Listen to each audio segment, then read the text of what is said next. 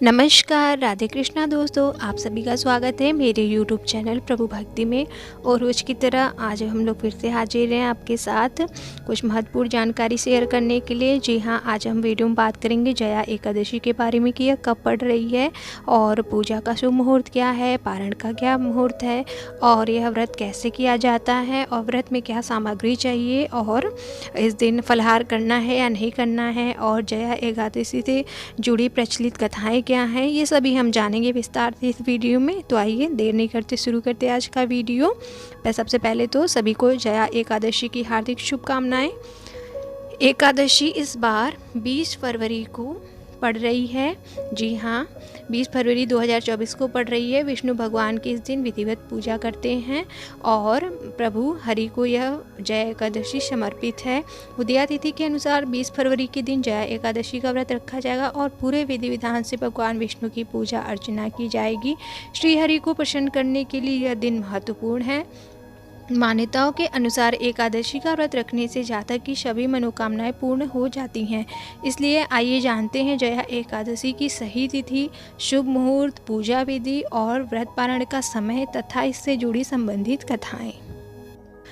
Note कर लें, जया एकादशी शुभ मुहूर्त। एकादशी तिथि प्रारंभ है फरवरी 19, 2024 को 8:49 AM और एकादशी तिथि का समापन है फरवरी 20 फरवरी को है 2024 को 9:55 AM पर और पारण व्रत तोड़ने का समय है 6:38 सुबह से लेकर 8:55 तक का है। पारण तिथि के दिन द्वादशी तिथि समाप्त होने का समय है 11:24 पर है AM में। तो ये हो गए शुभ मुहूर्त कि कब पारण है और कब व्रत करना है। और जया एकादशी के दिन बहुत सारे अद्भुत संयोग भी बन रहे हैं, तो आइए इनको भी जान लेते हैं कि क्या अद्भुत संयोग बन रहे हैं। ज्योतिष गणना के अनुसार इस बार जया एकादशी पर अद्भुत संयोग बन रहे हैं। आयुष्मान योग, त्रिपुष्कर योग, प्रीति योग और रवि योग के शुभ संयोग में जया एकादशी का व्रत रखा जाएगा। जया एकादशी पर त्रिपुष्कर योग की शुरुआत दोपहर 12:13 से होगी, जो अगले दिन सुबह 6:38 तक रहेगी। रवि योग 6:39 AM से लेकर 12:13 PM तक रहेगा और प्रीति योग सुबह 11:46 तक रहेगा, जिसके बाद आयुष्मान योग का निर्माण होगा। इस दिन आद्रा नक्षत्र दोपहर 12:13 तक रहेगा, जिसके बाद पुनर्वसु नक्षत्र का निर्माण होगा। तो ये तो अद्भुत संयोग के बारे में बात हो गई। अब आइए जान लेते हैं कि पूजन सामग्री क्या चाहिए भगवान के लिए। तो विष्णु भगवान के सबसे पहले चाहिए मूर्ति या चित्र भगवान विष्णु का, और आपको पीले पुष्प, पीले फल और पीले मिष्ठान, मतलब भगवान श्री हरि को पीली चीज़ें बहुत पसंद है। चने की दाल, गुड़, किशमिश, ये भी आप रख लें पूजन में। और चाहिए पीला चंदन, कुमकुम, और आप अगर विवाहित हैं तो सिंदूर चाहिए, क्योंकि माता लक्ष्मी की भी साथ में पूजा करेंगे तो हम सिंदूर रख लेंगे। और पंचामृत रखेंगे, गंगा जल चाहिए हमें, रक्षा सूत्र चाहिए और हल्दी भी हम रखेंगे पूजा में, और हम थोड़ा सा अक्षत भी रखेंगे। इस तरीके से हमें पूजन की सामग्री सरल विधि से कंप्लीट कर लेनी है। और अब आइए जानते हैं पूजा विधि कैसे करना है। तो भगवान विष्णु का सबसे पहले तो आप सुबह जल्दी उठें और स्नान आदि से निवृत्त होकर के मंदिर को साफ़ कर लें। साफ़ करने के बाद आप एक चौकी लगाएं, उस पर पीला कपड़ा बिछाएं, वहाँ पे भगवान की मूर्ति या चित्र स्थापित करें। अब भगवान का गंगा जल से अभिषेक करें, स्नान कराएं, उन्हें वस्त्र अर्पित करें, रक्षा सूत्र अर्पित करें, पीले चंदन का तिलक लगाएं, माता लक्ष्मी की भी साथ में पूजा करें और साथ में गणेश जी की भी पूजा हमें करना अनिवार्य है और उनको भी हम तिलक करेंगे। और उसके बाद पुष्प माला अर्पण करेंगे और फिर उसके बाद हम भगवान को धूप दीप जलाएंगे। फल, मिष्ठान इत्यादि अर्पित करने के बाद भगवान को भोग लगाएंगे पंचामृत का। और तुलसी दल तो अनिवार्य रूप से भगवान को अर्पित करना है। और तुलसी दल अर्पित करने के बाद हम भगवान को आरती करेंगे। इस दिन आप चालीसा कर सकते हैं, विष्णु सहस्त्र नाम का पाठ कर सकते हैं, यथासंभव श्री हरि के मंत्रों का जाप कर सकते हैं। ओम नमो नारायणाय नमः, ओम हूँ विष्णवे नमः, ओम नमो भगवते वासुदेवाय नमः।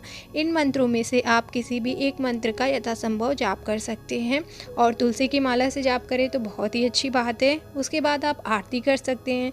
यदि संभव हो तो आप हवन भी कर सकते हैं और हवन में आप 108 बार नाम लेके विष्णु भगवान के मंत्रों का उच्चारण करते हुए हवन आहुति देंगे हवन में, और ऐसे करके आप पूजा पूर्ण करेंगे। अंत में आपको क्षमा याचना भी करनी है कि प्रभु मुझसे जो भी पूजा के दौरान गलती हुई है, मैं अबोध हूँ, मुझे नहीं पता, उसे क्षमा करिए। इस तरह आप क्षमा याचना कर लेंगे। उसके बाद आप आरती पूरे घर में दिखाएं, सभी बड़े जनों का आशीर्वाद लें। इस तरीके से आपकी पूजा संपन्न हो जाती है और पूरे दिन आपको फलाहार करना है, अन्न ग्रहण नहीं करना है। जब आप पारण करेंगे तभी अन्न ग्रहण करेंगे। तो इस तरीके से आपकी पूजा और व्रत हो जाती है। जया एकादशी पर कथा भी कही या सुनी जाती हैं, तो जो प्रचलित कथा है उनमें से मैं आपको एक बता रही हूँ, तो ध्यान देकर सुनिए। और जब भी कथा सुनी जाती है खाली हाथ नहीं, पुष्प या कुछ मिष्ठान इत्यादि लेकर ही सुना जाता है अपने अंजलि में। तो कहानी हम शुरू करते हैं। कथा जया एकादशी व्रत कथा। एक बार अर्जुन ने भगवान श्री कृष्ण से प्रश्न करते हैं, हे भगवान, अब कृपा कर आप मुझे माघ माह के शुक्ल पक्ष की एकादशी का क्या महत्व है, विस्तार पूर्वक बताएं। माघ शुक्ल पक्ष की एकादशी के दिन किस देवता की पूजा करनी चाहिए तथा इस एकादशी व्रत की कथा क्या है, उसके करने से क्या होता, किस फल की प्राप्ति होती है, शीघ्र ही बताएं। भगवान श्री कृष्ण कहते हैं, हे अर्जुन, माघ मास के शुक्ल पक्ष की एकादशी को जया एकादशी कहते हैं। इस दिन उपवास रखने से मनुष्य भूत प्रेत पिशाच आदि की योनि से छुटकारा पाते हैं और इस दिन विधि पूर्वक उपवास व्रत करना चाहिए। मैं अब तुमको जया एकादशी व्रत की कथा सुनाता हूँ, सुनो। एक समय की बात है, नंदनवन में उत्सव का आयोजन हो रहा था। देवता ऋषि मुनि सभी उस उत्सव में मौजूद थे। उस समय गंधर्व गा रहे थे तथा गंधर्व कन्याएं नृत्य कर रही थीं। इन्हीं गंधर्वों में से एक माल्यवान नाम का गंधर्व भी था। माल्यवान नाम का एक गंधर्व भी था जो बहुत ही सुरीला गाता था। जितनी सुरीली उसकी आवाज़ थी उतना ही रूपवान भी वह था। गंधर्व कन्याओं में एक पुष्पवती नामक नृत्यांगना भी थी। पुष्पवती नामक गंधर्व कन्या ने माल्यवान नामक गंधर्व को देखते ही उस पर आसक्त हो गई तथा अपने हाव भाव से उसे रिझाने का प्रयास करने लगी। माल्यवान को भी पुष्पवती पर आसक्ति हुई। माल्यवान आसक्त होकर अपने गायन का सुरताल भूल गया। इससे संगीत की लय टूट गई और संगीत का सारा आनंद बिगड़ गया। अब बिगड़ गया उसके बाद सभा में उपस्थित देवगणों को यह अच्छा नहीं लगा। माल्यवान के इस कृत्य से इंद्र भगवान नाराज होकर उन्हें श्राप देते हैं कि स्वर्ग से वंचित होकर मृत्युलोक में पिशाचों सा जीवन भोगो, क्योंकि तुमने संगीत जैसी पवित्र साधना का तो अपमान किया ही है, साथ ही साथ सभा में उपस्थित गुरुजनों का भी अपमान किया है। इंद्र भगवान के शाप के प्रभाव से माल्यवान और पुष्पवती दोनों पृथ्वी पर हिमालय पर्वत के जंगल में पिशाची का जीवन व्यतीत करने लगे। पिशाची जीवन बहुत ही कष्टदायक था। दोनों बहुत दुखी थे। एक बार माघ के शुक्ल पक्ष की जया एकादशी के दिन संयोगवश दोनों ने कुछ भी भोजन नहीं किया और ना ही कोई पाप कर्म किया। उस दिन मात्र फल फूल खाकर ही पूरा दिन व्यतीत किया। भूख प्यास से व्याकुल वे दोनों तथा ठंड के कारण बड़े ही दुखी के साथ पीपल वृक्ष के नीचे दोनों ने अपनी कठिनता पूर्वक रात काटी। पूरी रात अपने द्वारा किए गए कृत्य पर पश्चाताप भी करते रहे और भविष्य में इस प्रकार के भूल न करने की भी ठान लिया था। सुबह होते ही दोनों की मृत्यु हो गई।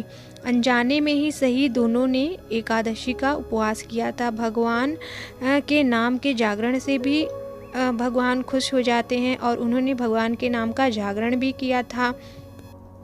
परिणाम स्वरूप प्रभु की कृपा से इनकी पिशाच योनि से मुक्ति हो गई और वह पुनः अपनी अत्यंत सुंदर अप्सरा और गंधर्व की देह धारण करके तथा सुंदर वस्त्रों तथा आभूषणों से अलंकृत होकर दोनों स्वर्गलोक को पहुँचे।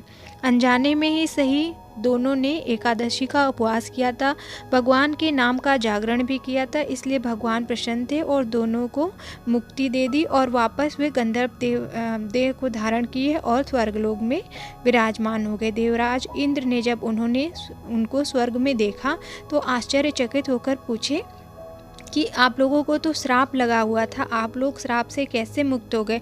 तब उन्होंने बताया कि भगवान विष्णु की उन पर कृपा हुई है, हमसे अनजाने में ही माघ मास की शुक्ल एकादशी यानी जया एकादशी का उपवास हो गया, जिसके प्रताप से भगवान विष्णु ने हमें पिशाची जीवन से मुक्त किया है। कुछ इस तरह से जया एकादशी का व्रत करने से भक्त को पूर्व में किए गए पाप कर्मों से मुक्ति मिलती है और ऐसे करके आप भी अपना व्रत पूर्ण करें और भगवान की कृपा प्राप्त कर सकते हैं। जैसे भगवान ने उन गंधर्वों पे कृपा करी उसी तरह भगवान सब पर कृपा करना। बोलो विष्णु भगवान की जय, श्री हरि की जय, माता लक्ष्मी की जय। तो इस तरह कथा समाप्ति होती है। आई होप आपको कथा और व्रत से जुड़ी जानकारियाँ पसंद आई होंगी। तो मिलते हैं हम इसी तरह के कुछ और वीडियो लेकर। तब तक के लिए राधे राधे। चैनल पे नए हैं तो चैनल को सब्सक्राइब, लाइक, शेयर करें। ओम नमो भगवते वासुदेवाय नमः।